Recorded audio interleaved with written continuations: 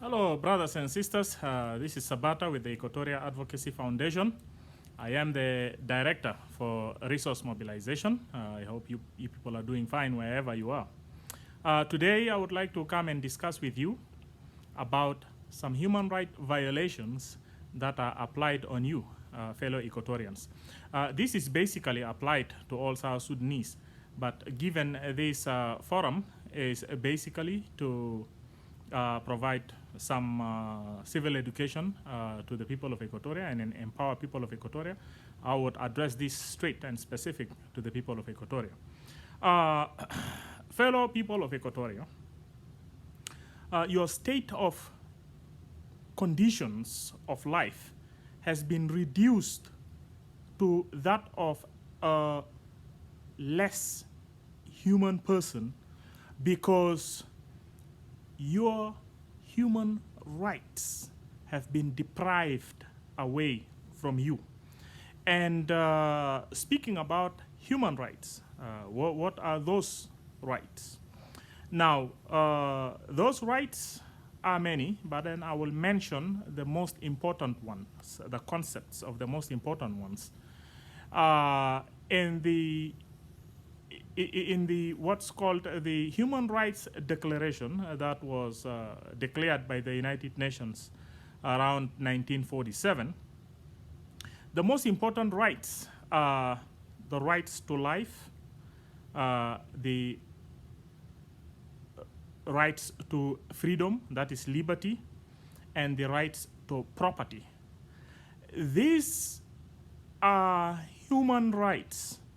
They are rights that are said to be entitled to you so long as you are a human being. Unless you are not a human being, then you may not enjoy those rights. Again, the rights are rights to life, rights to freedom, that is liberty, and rights to property. All right? These are basically rights that are given to you because you are a human being. Okay, and besides, of course, there are rights for equality, justice, and all that. But the three that I've mentioned are very, very important.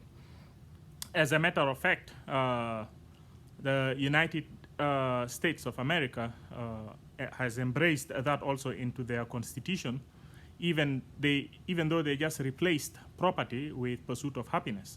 They say the most important or inalienable rights that cannot be deprived from a person is the right for life, liberty, and pursuit of happiness. But then with the United Nations, they talk of property. And there is a reason why the United States replaced the word property with pursuit of happiness. And that was because in the past, historically, slaves were considered property in the United States of America. So you can imagine if they embraced the concept of property, it's like they're basically saying it's all right to own slaves, which I think they are trying to move away from it. But the bottom line is, the point I'm trying to make to you is, fellow Equatorians, for the fact that you are a human being, those are rights that you are supposed to have. Besides the rights that you get through what is called constitutional making process. So those are constitutional rights. Constitutional rights are pretty much those civil rights that are given to you by your territory or your constituent, okay, the country that you come from. When your representatives, if you are a democratic society, the representatives that represent your voices as they come together in what is called the General Assembly, they carry your voices. And when they come out there, they negotiate rights on your behalf. Okay, those are civil rights. Those are constitutional rights, and they are different. They are a little different from the universal rights or the God's given rights. That is the rights that are given to you by God. Those are the life, liberty, and property. And you might realize that there are certain countries that are democratic in their art of organizing themselves, and there are those that are not democratic. But even those societies that are not democratic embrace these God's given rights as rights that are inherently given to people and shouldn't be deprived. Once those rights are deprived from people, then that means those people are basically reduced to a level or to status that is less of a complete human being. And at this point, the Equatorial Advocacy Foundation would want to tell you, the Equatorians, that given that fact and given what is happening right now around the equatorial area, then it can be claimed that your lives have been reduced to that is less than that of a human being. Why? Because let's begin with the rights to life. Do you feel you are enjoying rights to life within your territory in the equatorial area within South Sudan? Think for yourselves. There are situations where unknown gunmen come around and take people's lives, even though those people have done no harm, or those people have not done anything that would be considered to be a crime that warrants elimination of a person from society. So basically, what does that then mean? That basically means that those individuals' lives are taken, and guess what? If those individuals' lives are taken by some other criminals, then one would say, well, it's a community or society of so much crime, people who are having state of minds of criminals. But no, some of these lives are taken away by government agents, all right? And those kind of acts take place, people get killed or their lives get taken out, and justice don't even happen, all right? So basically that means the values of life of those people have been reduced to that of a person who is not a complete human being based on the rights that God has given to you, all right? Now, when you look at liberty, liberty means basically freedom. And under this concept, so much can be interpreted. The freedom to live in a way free from arbitrary oppression or random rule, all right? And note, I did say this because at a point, human beings manage themselves. The art of socially organizing people are done through authorities. However, if the authority under which human beings are governed is an authority that is very irresponsible, and the authority basically don't manage or don't put the platform around which people live in a way that the people's lives are valued. Their lives are not being taken unnecessarily. Their properties are not being taken without justice given to them, or some of them get accused and then taken under authority, others get eliminated, their lives are being taken out without due process, then those people are sitting under oppression. And once you are sitting under oppression, you are not free. Then liberty does not exist in your life. So basically you can see we in South Sudan, we are living through a condition where you, the Equatorians, don't enjoy life, all right? Because at any time, your life gets taken away. You're a pretty much walking corpse. I will give a very simple example. Look at what has happened around 5th of May in the former Ye River State in the county of Lanya, where most of those people were displaced away from their properties, and some people's lives were taken away, and kids got raped, women got raped. So you can imagine, and these are done by administrative units that are called army. The army, the military sector of the government, did all those kind of things. So basically, when you realize your lives as human beings, your lives have been reduced to that of a person who is not a complete or full human being, all right? Given you are not enjoying life, you are not enjoying freedom or liberty. Let's talk about property. Are you enjoying your property? No. We are having situations where people are losing their lands in the equatorial area.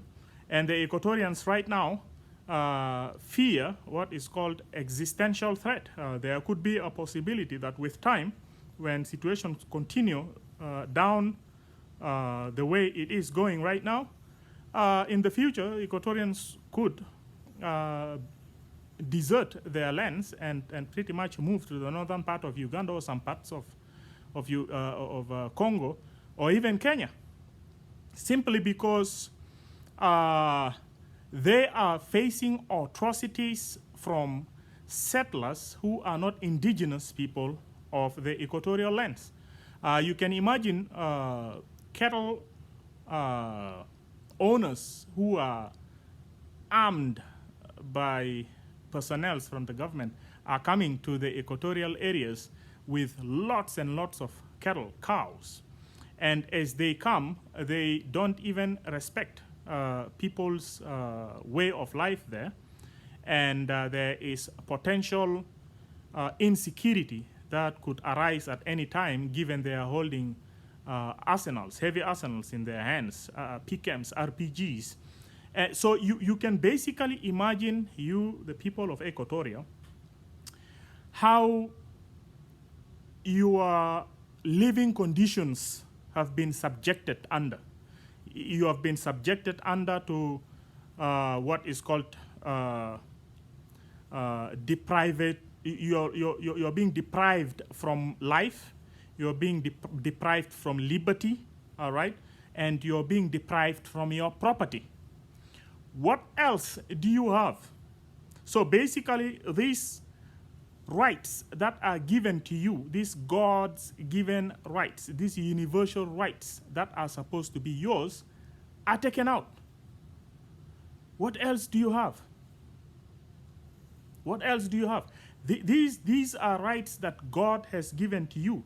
Brothers and sisters, let me give you, let me justify to you that these are God's given rights. Look, we like to go to the church most of the time. We go and pray, okay? But the fact that God has also given to us certain rights, like the right to life and the rights to property, and we are not able to defend our properties, then I don't know what else can God, or how God can help us. God has said in Galatians chapter 3, verse 28, there is neither Jew nor Gentile, neither slave nor free, nor is there male or female, for you are equal in Christ Jesus. Now, in a way, this is where the concept of equality is coming from. In a way, God has created us equal, all right? We are equal before God, all right? And He has given to us life. He has given to us even properties. And to justify the concept of property, you can look at Genesis chapter 1, verse 26. Then God said, let's make man in our own image, and have them control domain, everything in the domain, all right, be it fish, aquatic creatures, and other wild animals. These are all given to us, including properties. God has given these things to us so that we can pursue happiness in it. We can live free in it and make the best of our lives. But this is not happening, fellow Equatorians, with us in the territory of Equatoria. As we might have realized that when the Equatorians participated in this war, started from the first and the second civil war in South Sudan, and that's the first one was war for the liberation of the South, which ended up in an Addis Ababa agreement, and the second was war for the liberation of Sudan and ended up with a referendum where you people also participated in voting for the country to be independent. Now that you are living under this regime, you are basically deprived from life, liberty, and property within your own territories. So basically, you can see how your life has been reduced to a condition of life of a person who is not a complete human being. All right? Because if you are a complete human being, you have certain rights that have been given to you, that God has given to you. All right? What is happening? Those rights are being deprived. All right? And here is the thing. When such life is subjected unto you, what do you then do? When God's given rights is taken out of you, then you have the right to stand your ground, fellow Equatorians. You have the right to do everything necessary to stand your grounds, because, I mean, those are things that God has given to you. If you can protect it, you are basically sending a message to God that, God, you are wrong for giving me those rights. Somebody else have taken them, and you can't protect yourself from it. Those problems could be solved administratively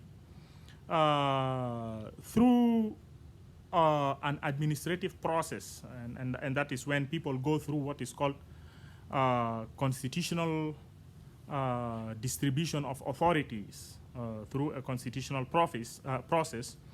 Then people could decide to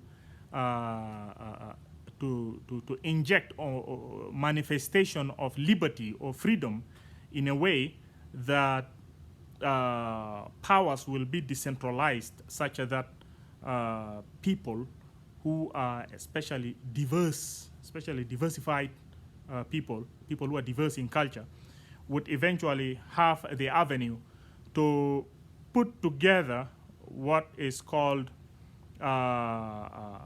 concepts that would help them govern their lives under protection of their values.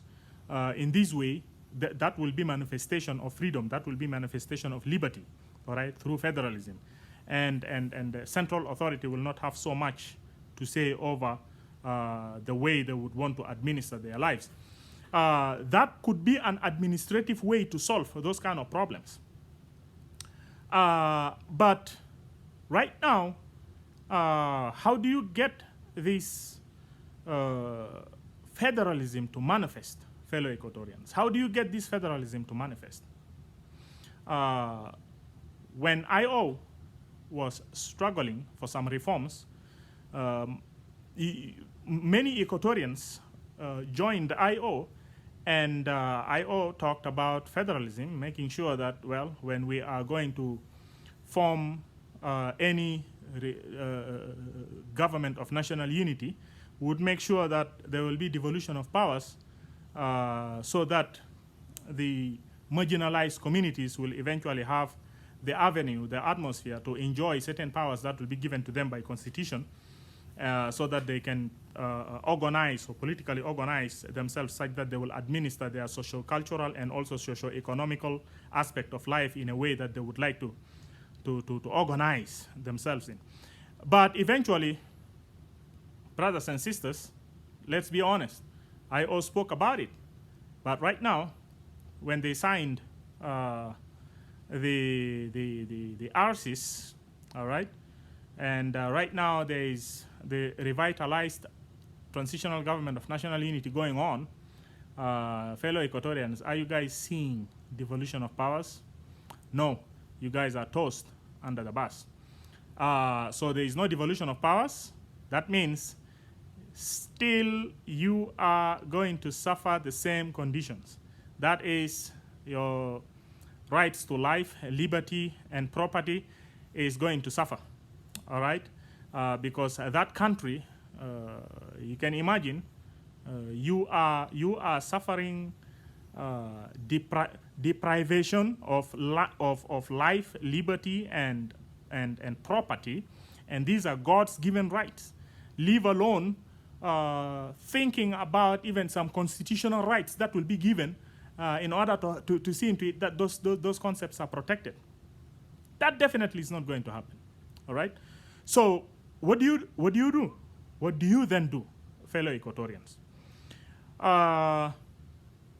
This is what Equatoria Advocacy Foundation would want to recommend to you, brothers and sisters, fellow Equatorians, that you, the people of Equatoria, you should establish a platform where you Equatorians could come together and realize what is called your interests.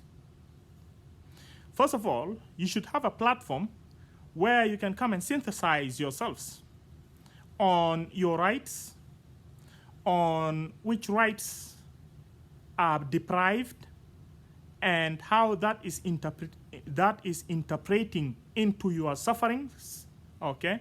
And what do you do about it?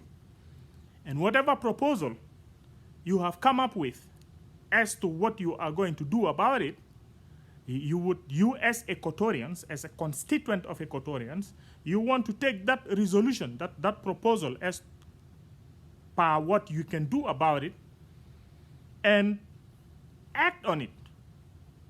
If it is something that you guys cannot act on it as a group of Equatorians or civil associations within the platform of Equatorians, well, share it with some political organizations.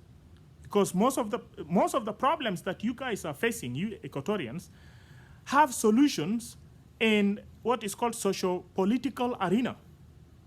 Those problems that you are facing cannot be solved in the arena of religion. You can pray, yes, and I'm sure God will listen to the prayers. But will it give full solution? Well, we have been praying for a very long time. But God will also want you to act in a certain way. So you will have to eventually present those problems because they are political by nature. You will have to identify a political organization that you think will protect those interests, all right?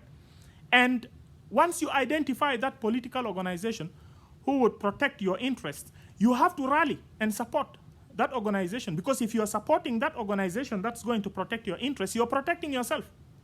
Just think about it. If you identify a political organization that is ready to take your demands central and protect it, then you should make that political organization strong so that it will be effective in protecting your interest. Because if you don't, and the political organization remains weak, then your interest eventually is not going to be protected well. See what I'm saying? So what the Equatoria Advocacy Foundation is recommending to you, fellow Equatorians, is first, put a platform put a platform where you can come together, be it civil associations, be it advocacy foundations or advocacy groups, be it even religious organizations. Even religious organizations should come. All of you guys come together in that forum, because a problem that happens, if a problem that befalls me as an Equatorian falls and affects all Equatorians, if down the road this existential threat is going to happen, it will affect all the people, including pastors and sisters. So for that reason, Equatorians, you need a platform where all of you guys can come, a forum where all of you guys can come and form an alliance in it, all right? And work together to see into it that whatever proposals you guys have come up with, as far as what you need to do, sit down and see how you can do whatever proposal you have agreed.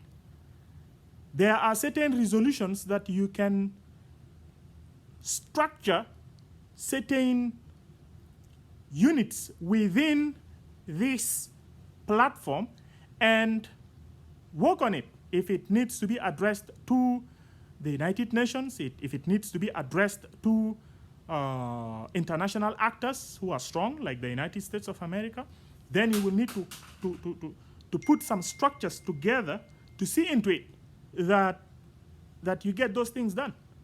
If you can't do, if the nature of the resolutions that you have come up with cannot be done through these international actors, then you might want to find out political organizations who would eventually then stand by and take those issues and put them central and protect them. Because if political organizations don't protect interests of the people, then what do the political organizations protect then? The only political organization that I know that does not protect the interests of the people is the SPLM. But even SPLM, at a point, yes, they broke into pieces. But those elites who are right now in the government, as far as I know, they protect interests of some few groups of people who come from the tribes of those who are sitting in power.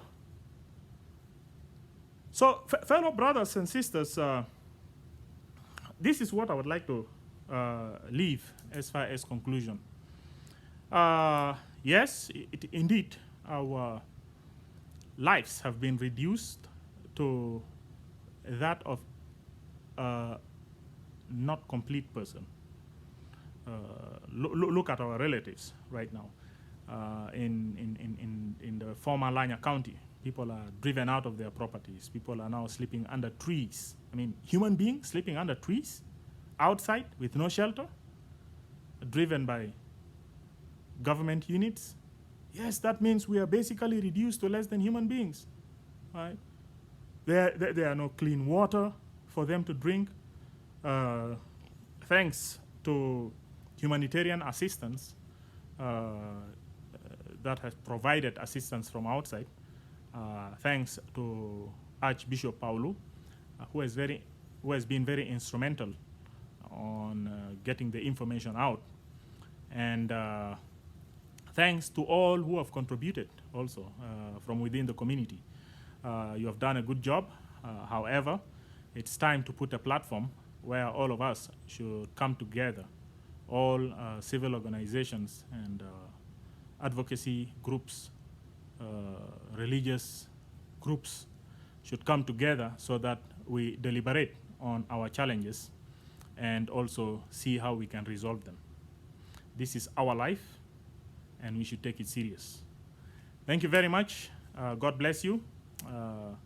Stay safe from COVID-19. It's picking up these days. Many states are becoming red. Continue with social distancing and cover your faces, masks, whenever necessary, especially when you're out of the house, and go outside only if necessary. Thank you very much. God bless you.